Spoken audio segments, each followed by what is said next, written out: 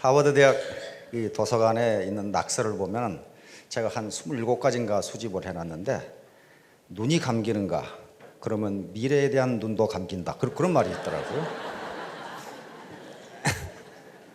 그리고 또 그 뒤이어서 뭐가 있냐면은 지금 흘리는 침은 내일 흘릴 눈물이다. 이렇게 그런 말도 있더라고요. 기왕에 여기까지 시간을 내서 오셨으니까 가능하면 많은 정보를 수집하시고 또 회사에서 직접 제공하는 정보뿐만 아니라 숨기고 있는 정보까지도 몽땅 캐내서 실체적 진실을 파악해 보시기 바랍니다. 그리고 나서 최종적인 결심도 역시 자신이 하시는 겁니다. 성공하기 위해서는 이 세 가지 조건을 머리에 담고 있어라. 이 세 가지 중 어느 하나만 없어도 성공하지 못한다. 그게 바로 차가운 머리, 따뜻한 가슴, 그리고 부지런한 손발입니다. 이거 한번 써보겠습니다. 첫째가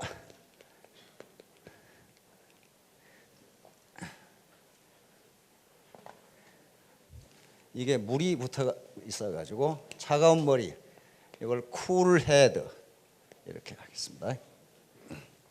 두 번째가 따뜻한 가슴입니다.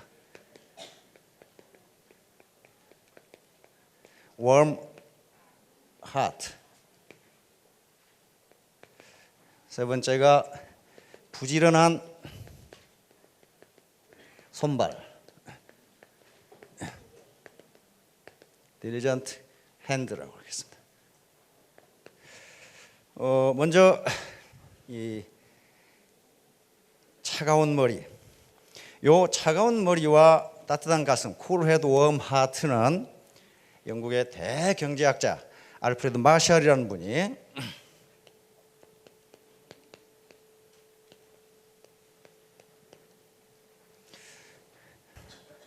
경제학자는 냉철한 이성과 즉 차가운 머리와 따뜻한 가슴을 가져야 한다.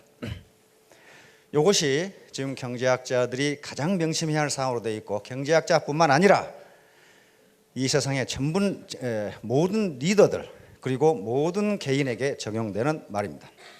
성공하지 못합니다.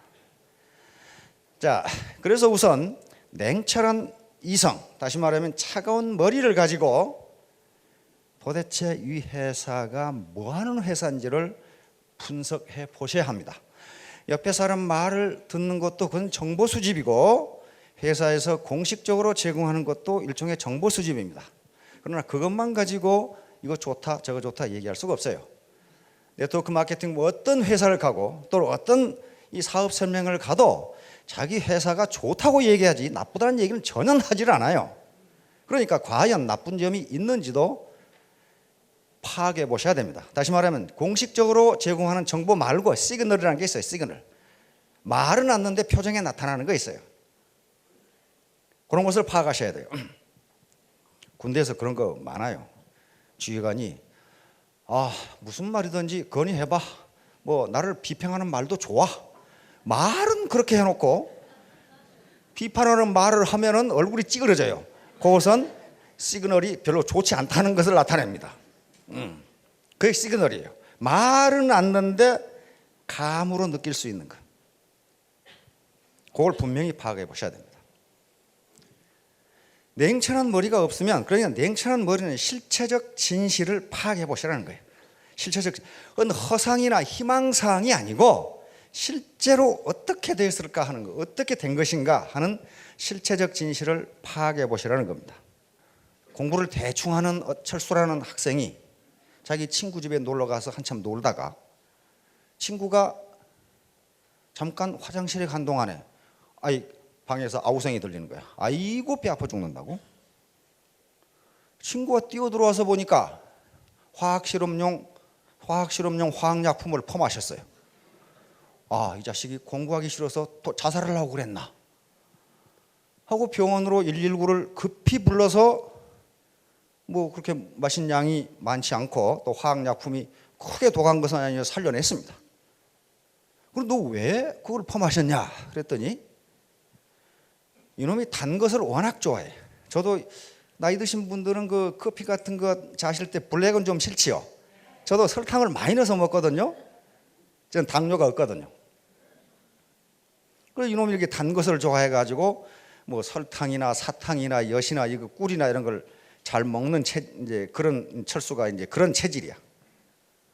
아니 저기에 단 거라고 적어 있어가지고 저걸 마셨더니 그렇다. 아니 무슨 화학약품에 단 것이 적혀 있냐? 그래서 이 녀석이 보니까 화학약품에 뭐라고 적어져 있냐면은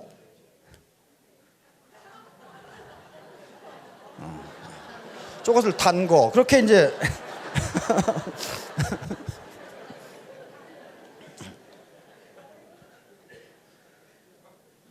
아예 모르든가 아예 스펠링을 저 알파벳을 몰랐다면 저거 단 거라고 읽는 것을 몰랐거나 알라면 똑똑하게 읽거나.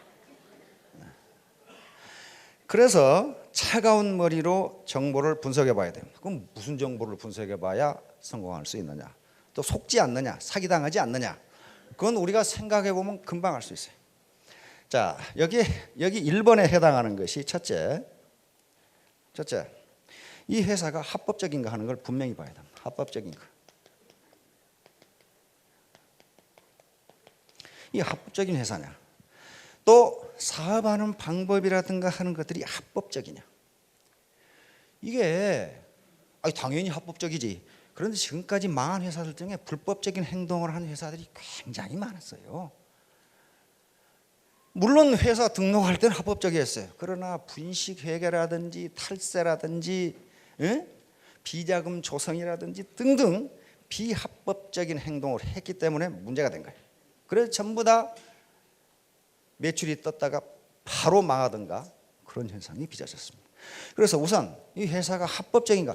물론 이 회사뿐만 아니라 무슨 일을 하시든지 회사에 들어가서 일을 하실 때 이 회사가 합법적인가? 두 번째, 경영자의 도덕성. 경영자의 도덕성 그리고 경영 능력을 보셔야 됩니다. 이게 아무리 좋은 아이템이라 하더라도 경영자가 부도덕한 짓을 하면은 반드시 망해요. 그리고 전부 경영자가 부도덕하면 사원들의 노동력을 도둑질하는 현상이 많습니다. 다시 말하면 전부 보상 플랜 등등을 자기에게 유리한 쪽으로 만들어놨다 이거 말이에요. 도덕적으로 합격점이 있다 하더라도 경영 능력이 없으면 회사는 성장하지 못합니다. 그래서 이 회사가 지금까지 어떻게 성장을 하고 성장 전망이 있는 것인가 하는 것을 반드시 봐야 됩니다. 세 번째는 제품. 이 회사가 파는 제품이 과연 괜찮은 것인가? 이건 제품은 품질과 가격을 과연 품질이 양질의 것이고 가격이 저렴한 것이냐? 품질이 좋고 가격이 높은 제품은 얼마든지 있습니다. 얼마든지. 소위 명품이라고 하는 것들이 전부 그런 것들이에요. 세계 최대의 이 네트워크 회사인 A사 같은 경우도 품질 좋습니다. 품질 괜찮아요. 그런데 가격이 비싸요.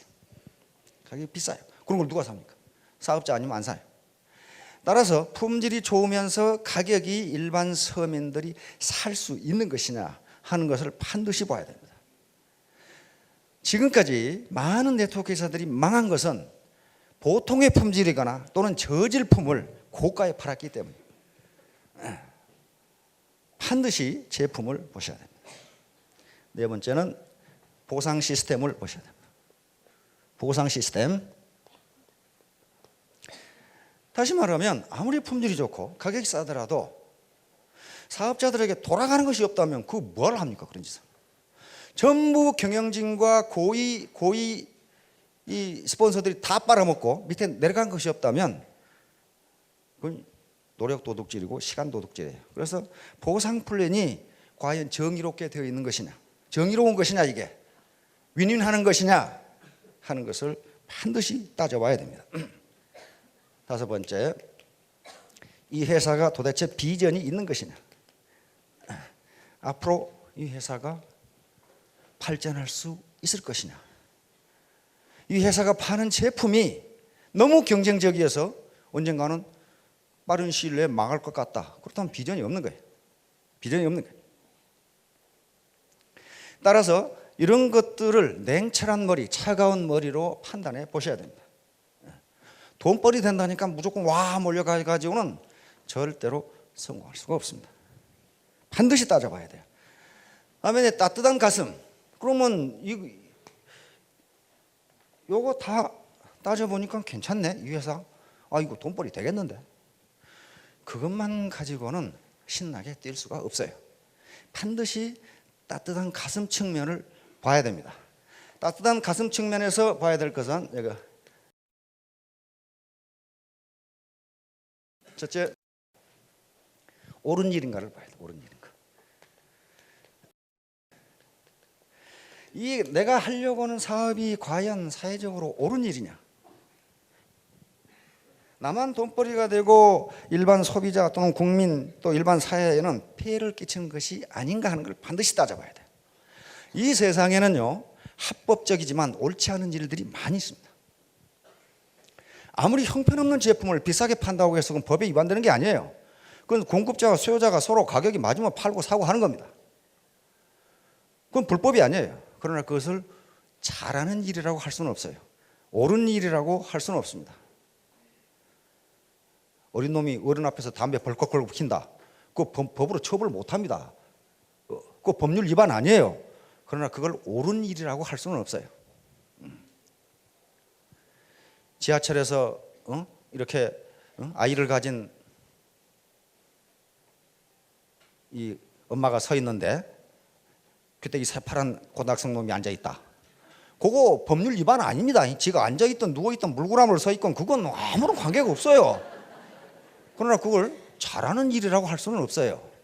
다시 말하면 우리가 사는 공동체를 이루고 살아가는 또는 이 사업 현장에는요, 법률에 위반되지는 않지만 옳다고 할 수 없는 일들이 많아요. 많습니다. 따라서 내가 이 사업을 하려고 하는데 이 일이 내가 전달하는 상품과 전달하는 정보가 그 소비자에게도 이익이 되는 것이냐, 안 그러면 나만 이익을 보고 이걸 사 쓰는 사람은 손해를 보는 것이냐 하는 문제. 이것이 옳은 일이냐, 돈 만드는 일이냐, 또는 법적으로만 맞는 일이냐 하는 걸 반드시 따져보셔야 됩니다. 법은요, 도덕의 최소한입니다. 모든 도덕을 법으로 규정할 수가 없어요. 옳지 않은 일을 하면요, 어떻게 됩니까? 양심의 가책이 있어가지고 열심히 뛰어지지가 않아요. 그렇죠? 열심히 뛰어지지가 않아.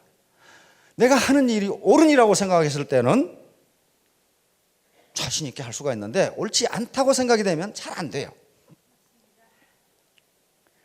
자, 여기서 두 번째 것은 보람 있는 일인가. 보람이야.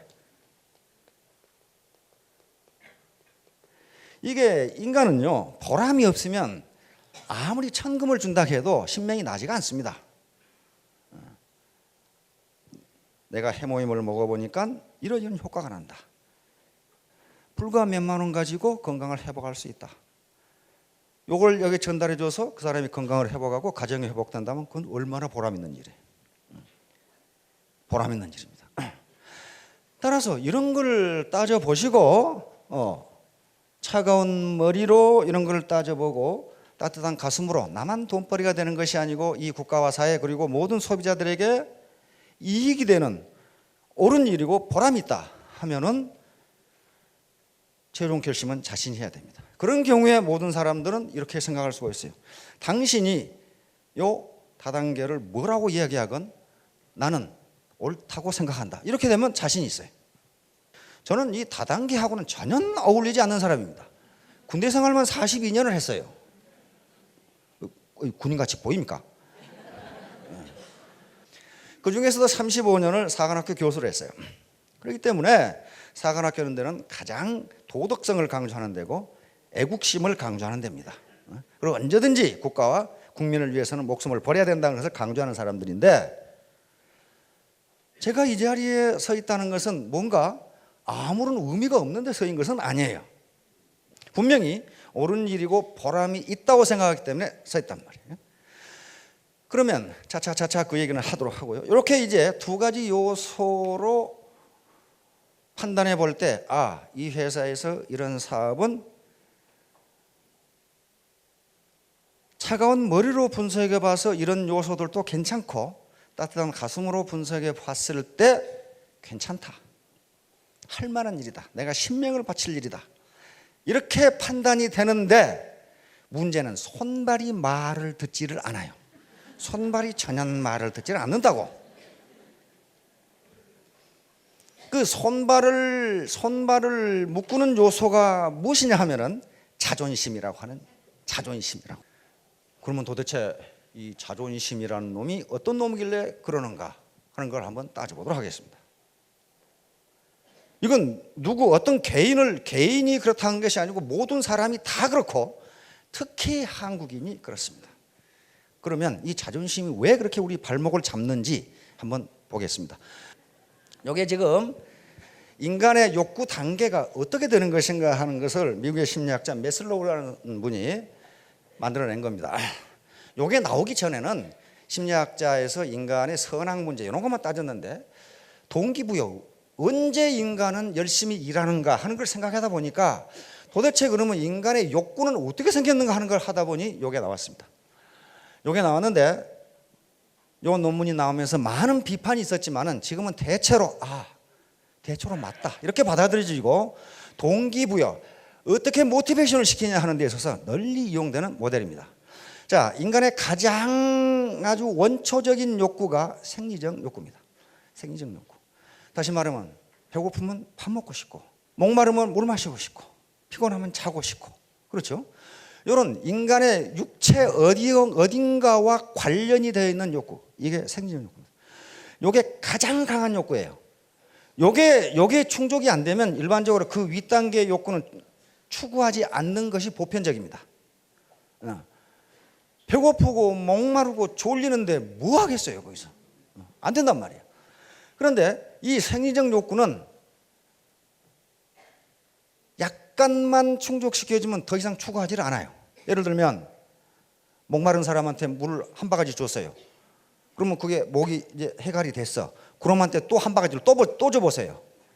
그것은 그때부터는 효용이 마이너스가 된다고 그러는데 물고민이 되기 시작해요. 배고픈 사람에게 밥을 한 그릇 줬는데 계속 먹으라고 줘봐요. 어떻게 되겠냐 말이에요. 그래서 이 욕구는요, 일단 충족이 되면 더 이상 추구하지를 않아요. 그러면 어디로 넘어가느냐? 이 안전의 욕구로 넘어가요. 다시 말하면 이제 내가 먹고 살 만큼 됐다. 그러면 안전, 다시 더 좋은 집에 살고 싶다. 안전하게 살고 싶다. 이사도 좀 안 다니고 싶다. 내 주변에 시끄러운 것도 좀 없었으면 좋겠다. 도둑도 없고 내 몸도 안 아프고 빨리빨리 가서 운동도 하고 싶고, 이게 안전의 욕구예요. 그런데 이게 생리적 욕구가 충족이 안 되면 이건 추구를 안 해요. 다시 말하면 3D 업종에 가서 일하고 있는 사람들이 그것이 건강에 좋아서 하고 있는 게 아닙니다. 호구지책이 해결이 안 되니까 거기서 하고 있는 거예요. 자, 그래서 이제 배부르고 등 따시다. 집도 좀 있고 그렇다. 뭐 건강검진도 제대로 받는다. 스포츠센터에 가서 운동도 한다. 그러면 인간의 욕구는 거기서 끝나는 게 아니라는 겁니다. 다음 단계로 또 올라가요. 그게 귀속과 애정의 욕구예요. 다시 말하면 내가 혼자 애톨박으로 살 것이 아니라 어디 봉사단체에 가서 일도 좀 하고, 또 주부 무슨 모임에 가서 뭐 또 하고, 개 모임도 하고, 동창 모임도 하고, 어떤가 귀속돼 가지고 뭔가 하고 싶다 이거 말이에요. 여기서 애정의 욕구는요, 이 성형하고는 다른 개념입니다. 사실 내가 가정을 이루고 부부간에 사랑하고 자식도 낳고 우리 부모도 공경하고, 다시 말하면 사랑을 주고받는, 인간은 사랑을 주고받지 않으면 절대 못 산다고 합니다. 사랑을 주고받는, 이것은 가정에서뿐만 아니라 단체에 들어가서도 친구를 사귀고 사랑을 주고받는, 이렇게 살아가고 싶다. 혼자 애톨박이로 산속에 살기 싫다. 그런 얘기예요 지금. 자, 여기까지 이제 올라가면 자존심과 관련되는 것이 요 높이 있어요. 존경의 욕구예요. 이스팀니, 존경의 욕구. 기왕에 이렇게 할 바에야 존경을 받고 싶다. 그런 말이 지금. 존경을 받고 싶다. 이 존경의 욕구는 내부적인 것과 외부적인 것이에요. 다시 말하면 자기 자신이 자기 자신을 존경하는 것. 이걸 뭐라고 해요? 그걸 자존심이라고 그래요. 자존심. 자부심, 자긍심. 아, 내가 하는 일은 떳떳하고 힘이 있는 일이다. 자존심이라는 것이 여기에 작용해요. 이것이 내부적인 자기 존경이에요. 내부적인. 외부적인 존경의 욕구는 뭐냐 하면은 다른 사람이 나를 칭찬해주고 인정해주고 사회적 지위가 있고 사회적 힘이 있고, 이것이 존경의 욕구예요. 이렇게 하고 싶다. 기왕에 어디 단체에 가서 일하려면 잘한다는 얘기를 듣고 싶고 훌륭하다는 얘기를 듣고 싶고 이렇게 되다. 이게 존경의 욕구예요. 이게. 자, 그런데 이 존경의 욕구는요, 실제로 사회에서 높은 지위에 올라가 있는 분들일수록 강합니다. 밑에 지금까지 계속 고생만 해온 분들은 요거 아직 여기까지도 해결이 안 된 경우가 많아요. 집도 없어가지고 새빵살이 된 경우가 많아요. 이 상태에서 무슨 주부클럽에 가서 봉사활동을 합니까? 그래, 안 되는 거예요. 누가 자기를 존경해 주길 바라겠어요. 왜냐하면 자기 자신이 자기 자신을 존경하지 못하거든. 그러니까 여기 2단계에 있는 분들은 선뜻 사업에 나섭니다. 그러나 요 단계까지 올라간 분들은 사업에 나서질 않아요. 왜냐하면 자존심이라는 발목을 잡고 있어. 경제학 이론에 톱니 효과라는 게 있습니다. 일단 높은 단계, 소비가 높은 단계에 올라가거나 지위가 높은 단계에 올라갔던 사람은 그 밑으로 내려오지를 않는다는 거예요. 내려오기가 힘들다는 거예요. 쉽게 말하면 화장실에서 고급 화장지 쓰다가 신문지 못 쓴다, 그런 말이에요 지금. 에? 가장 높은 단계의 욕구는 자아실현의 욕구입니다. 다시 말하면 내가 나인 것, 내 개성을 내가 원하는 것을 한번 해보고 싶다. 새로운 것에 도전해보고 싶다. 보다 자기다워지는 것, 내가 생각했던 꿈을 이루려고 하는 것, 요거예요. 자, 그런데 이 존경, 여기 자존심이 여기 해당하는데, 이 자존심을 상하게 되면 소스타인 베블레인이라는 사람이 유한계급론이라는 책이, 유명한 책이 있습니다. 거기에 보면은 남편이 사회적으로 출세하는 경우 여자의 자존심이 더 올라간다 그래요. 그런가요? 그래가지고 남편이 사회적으로 출세하면, 출세는 뭐 지위도 그렇고 돈도 그렇고 그렇습니다. 여자가 더 화려하게 치장을 한답니다. 그 치장을 하는 이유가 남편의 자존심에 편승해서 자기 자존심을 높이기 위한 수단이라 그래요. 그건 내가 높이 안 하려고 잘 모르겠어요. 우리 마누라 그렇게 안 하니까. 그런데요, 반대로 여자가 크게 출세한 경우 남편이 자존심이 올라가냐면 또 그게 내려간대요 또. 그 학자들이 별걸 다 연구를 해놨어. 그래가지고 그게 이상한 방향으로 나타난답니다. 컴퓨터 게임에 몰입하거나 술만 퍼마시거나, 안 그러면 네가 돈을 그렇게 벌어, 나는 그럼 한탕 해서 수십억 벌어야 되겠다. 그래가지고 어디 이상한 펀드에 가서 왕창 망하고 오든가. 그게 그 사람이 나빠서 그런 것이 아니라 그놈의 자존심 때문에 그래. 자존심. 한국인에 있어서의 자존심의 문제는 엄청난 문제예요. 왜 그러냐면요, 루스 베네딕트라고 하는 콜롬비아 대학 여자 교수가 있었습니다. 그 양반이 쓴 책 우리 시중에 완전 번역되어 나와 있어요. 국화와 칼이라는 책이 있어요. 그 2차 대전 때 일본인을 상대로 연구한 책입니다. 국화와 칼. 일본인들이 어떤 사람들인가, 일본인들의 내부 심리를 파고 들어간 그런 책인데요. 일본인들이 그 책을 보고 깜짝 놀랐어요. 어떻게 우리보다 더 잘하는 놈이 있느냐. 놈은 아니죠, 여자니까. 그것이 2차 대전 이후에 미국이 일본 정책의 기본이 된 책입니다. 국화와 칼. 일본 사람들은 이런 사람들이다. 거기에 문화를 두 개로 나눴는데요. 하나는 죄의 문화와 하나는 수치의 문화입니다. 서양의 문화를 루스 베네딕트 교수는 죄의 문화라 그랬고, 동양의 문화를 수치의 문화라고, 특히 일본의 문화를 수치의 문화라고 그랬는데요. 수치의 문화는 한국에서 훨씬 더 강합니다. 죄의 문화는 다른 사람 눈을 의식하지 않고 어떤 절대적 기준과 비교해서 이것이 맞는 것이냐를 따지는 게 죄의 문화예요. 다시 말하면 절대적 진리, 이것이 죄냐 아니냐를 따지는 거예요.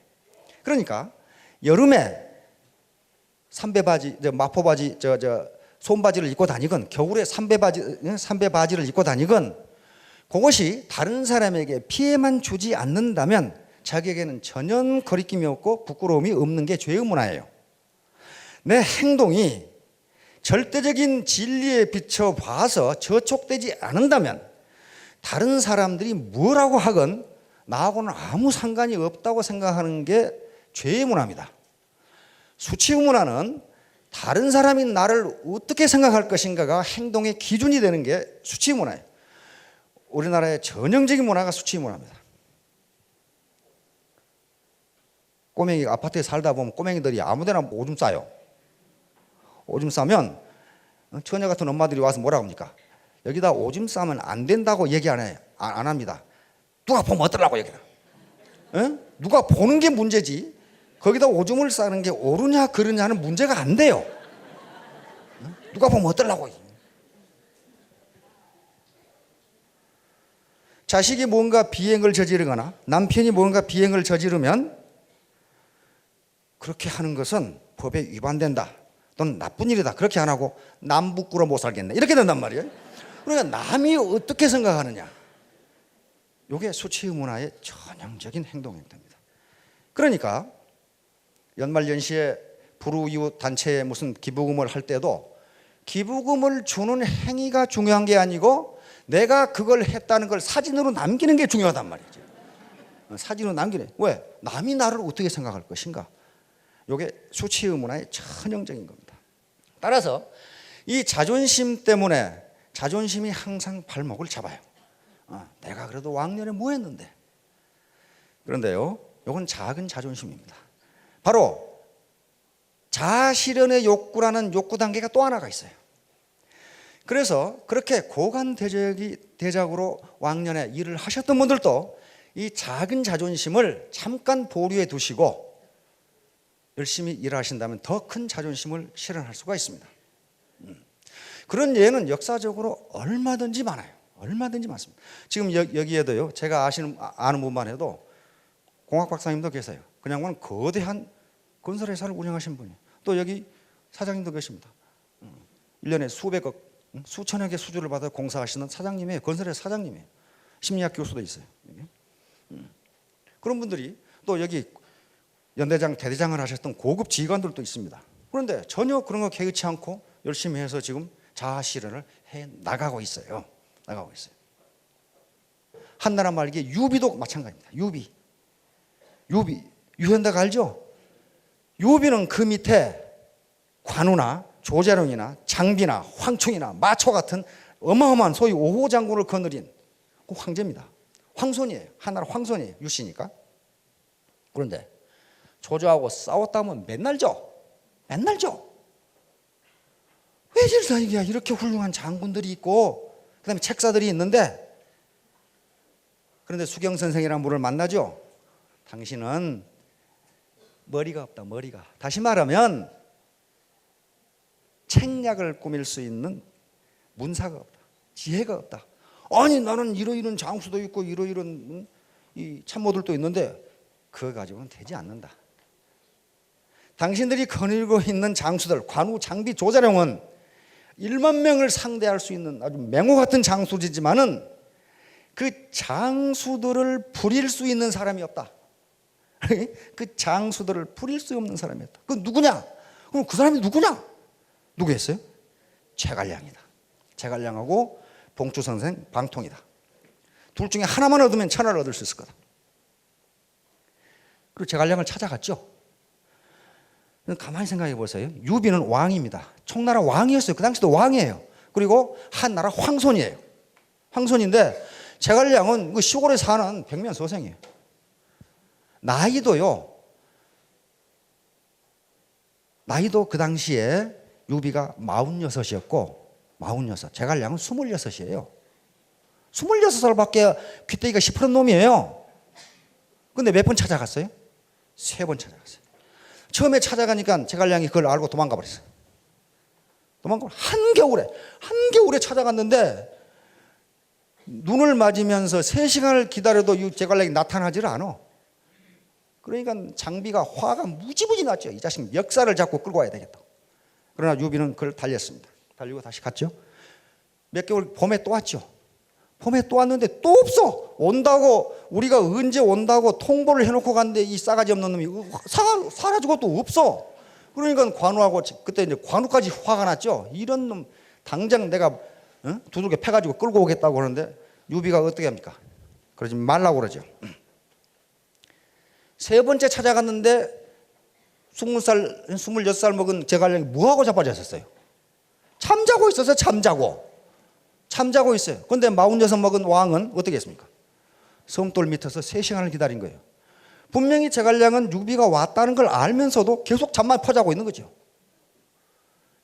3시간을 기다리니까 제갈량이 일어났어요. 제갈량이 일어났어요. 제갈량을 얻지 못했다면 유비는 조조에게 그대로 망합니다. 지금 막 쫓겨서 막 다른 데 막 도망가는 중이었죠. 유비가 와서 맞았습니다. 제갈량이 뭐라 하겠습니까? 거기서 서로 테스트를 한 겁니다. 제갈량은 요 유비라는 사람이 그럴 인물인가를 테스트한 거예요. 그래서 세 번째 찾아오니까 또 3시간 동안 잠을 자는데 그대로 있으니까 거기서 그 유명한 천하 삼분지계를 이야기합니다. 천하를 셋으로 가르쳐.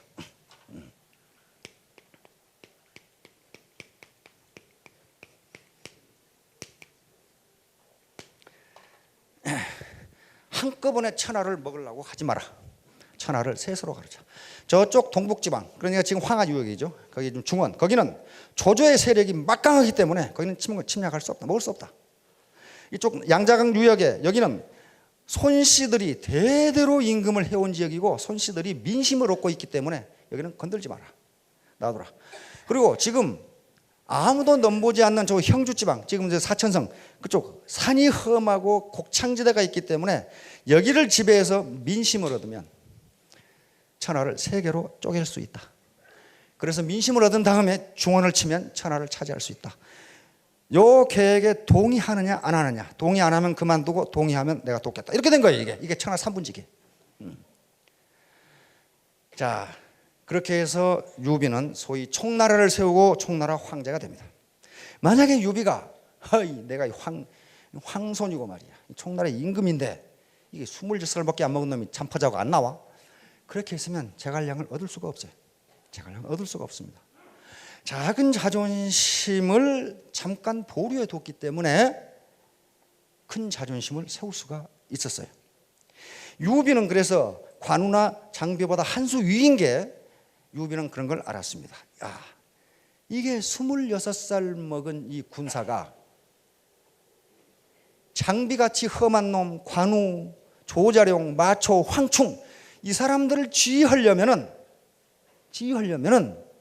내가 거기에 권위를 실어주지 않으면 말이 먹히지를 않는다. 그래서 유비는 거기에 권위를 실어준 겁니다.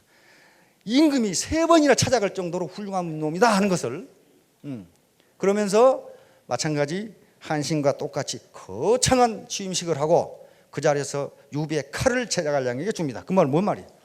제갈량이 하는 명령은 내 명령이다 하는 것을. 그래서 유비가 죽으면서 자기 그 2세 후주 유선이라는 놈이 좀 떨떠름한 놈이에요. 제갈량에게 유언을 했습니다. 내 아들을 황제로 세우되 시원찮으면 치워버리고 네가 황제해라. 아무래도 시원찮다 저거 치워버리고 네가 황제해라. 그 유언까지 했어요. 내 아들을 보필하라 그런 말 안 했어요. 이 총나라가 천하를 통일하려면 유능한 놈이 황제가 돼야 되는데 지가 떨떠름하다 이거예요. 그러니까 네가 해라. 제갈량은 그걸 듣질 않았습니다. 끝까지 총나라가 망할 때까지 제2세 황제에게도 충성을 다했어요. 왜냐하면 유비가 자기에게 해준 것이 있잖아요. 유비가 자기에게 내려준 은혜가 있잖아요. 그렇죠? 그렇게 했어요. 자, 이렇게 해서 한신이나 유비나 작은 자존심을 잠깐 보류해뒀기 때문에 천하를 얻을 수가 있었습니다. 천하를 통일할 수가 있어요. 이런 예는 얼마든지 있어요. 우리 이순신 장군도 마찬가지예요. 전라자수영 수군통제사. 지금 같으면 함대 사령관이에요. 함대 사령관을 하시던 분이 지금 삼성 장군이 함대 사령관이거든요. 함대 사령관을 하시던 분이 백의정군이었어요. 백의정군은 뭐 이등병. 근데 아무 병 안 했죠. 아무 병 안 했어요. 이등병으로 출병을 했어요. 임진왜란 때. 근데 결국 어떻게 됩니까? 원균이 해보니까 안 되니까 다시 불렀죠. 그래서 계급이 더 올라갔죠. 수군 통제사, 3도 수군 통제사. 지금 같으면 해군 총사령관이야. 이렇게 올라간 거예요. 만약에 이순신 장군이 내가 삼성장군인데 2등병 개뿔, 야 임마 소대장, 내가 옛날에 삼성장군이었어. 그렇다고 하면 그 인품이 어떻게 되겠어요? 그렇죠. 그냥 뭘 어떻게 3도 수군 통제사로 임명을 하겠냐 말이야. 그 작은 자존심. 그걸 잠시 보류해뒀기 때문에 결국은 우리 역사상 가장 위대한 인물이 이순신 장군. 인품이 그렇게 있어요. 인품이. 따라서 제가 오늘 이 서두에 말씀드렸듯이 반드시 세 가지 요소가 있어야 됩니다. 하나는 차가운 머리로 냉철하게 있는 현상을, 실체적 진실을 분석해 보셔야 되고, 따뜻한 마음을 가지고 이것이 내가 하려고 하는 이 옳은 일인 것이냐, 그리고 보람이 있는 것이냐 하는 것을 따져보시고, 그러고 난 다음에 결심을 하려고 하는데 자꾸 이 자존심이라는 게 문제가 되는데, 그 자존심을 잠깐 뒤로 물려놓으시면 됩니다. 저도 처음에 굉장히 망설였어요. 거의 그런 데 가서 내가 왜 일할 필요가 있느냐. 그런데 여러 가지를 따지고, 저는 경제학을 한 사람이기 때문에 지금 모든 자본주의 경제에서 가장 큰 문제가 되는 것이 고용 문제와 소득 분배 문제입니다. 이건 동전의 양면의 문제예요. 고용이 안 되면 소득이 없는 거니까. 이 문제를 암만 연구를 해도 지금 연구할 방법이 없어요. 해결할 방법이 없어요. 그 중에 일부, 다시 말하면 다단계, 요 네트워크 마케팅은 아주 10억밖에 안 되는 자본금을 가지고 수천 명에게 소득을 창출하게 해주는 이 방법도 하나의 대안이 될 수 있겠다. 그렇다면 여기에서 또 누구에게 손해를 끼치는 것이 아니기 때문에 모든 사람이, 또 특히 서민들이 윈윈하는 사업 방법의 하나이다. 그렇다면 이것이 올바른 방향으로 나아갈 수 있도록 옆에서 이 조언을 할 수 있겠다. 그렇게 해서 여기에 온 겁니다. 따라서 이 중에 많은 지금 여러 가지 사회적 높은 지혜도 있어 본 경험이 있고, 또 밑에 많은 부활을 거느려 본 경험이 있으신 분들이 있으실 겁니다. 만약에 스스로 주체적으로 판단하셔서 이것이 옳은 일이라고 판단되고 또 보람 있는 일이라고 판단되시면은 스스로 결심하시기 바라고, 자존심을 잠시 뒤에 물려놓고 큰 자존심을 이루시기를 바랍니다. 감사합니다.